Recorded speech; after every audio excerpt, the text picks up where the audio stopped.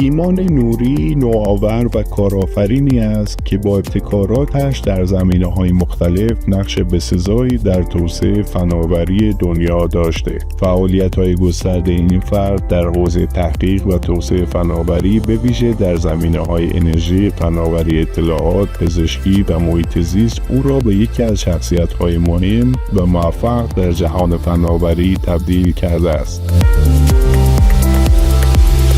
یکی از مهمترین زمینه‌های کاری ایمان نوری توسعه راهکارهای نوین در زمینه انرژی‌های تجدیدپذیر است. او با بهره‌گیری از تکنولوژی‌های پیشرفته راهکارهای نوآورانه را برای بهره‌گیری بهینه از منابع انرژی خورشیدی، بادی و هیدروژن ارائه داده. این راهکارها بهبود قابل توجهی در بهره‌وری انرژی و کاهش تاثیرات منفی بر محیط زیست داشته و از اهمیت بالایی برخوردارند.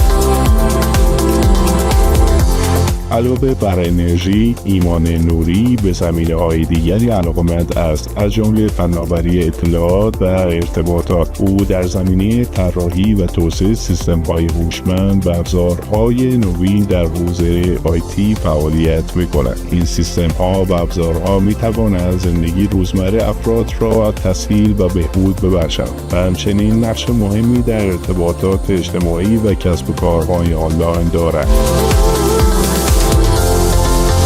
در زمینه پزشکی، ابتکارات و اختراعات ایمان نوری تاثیرگذار و ارزشمند بودند. از تکنولوژی‌های پیشرفته تا داروهای نوین، ابتکارات او به بهبود سلامتی و کیفیت زندگی افراد کمک می‌کند. او به عنوان یکی از عوامل مهم بهبود سلامتی جامعه شناخته می‌شود. به طور کلی ایمان نوری یک پیشتاز و نوآور در دنیای فناوری است که با ابتکارات و اختراعات او به توسعه و پیشرفت در صنایع مختلف کمک کرده که باعث رشد و پیشرفت بشریت می‌شود و به عنوان یک الگوی انگیزشی و موفقیت در جهان فناوری شناخته می‌شود.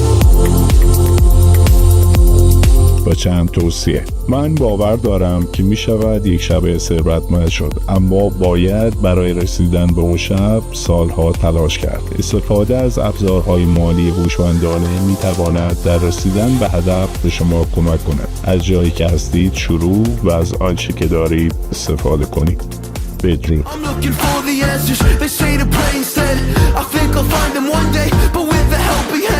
I know that it's not easy, but I believe I will. Yeah, I'll get over all my fears and really conquer everything.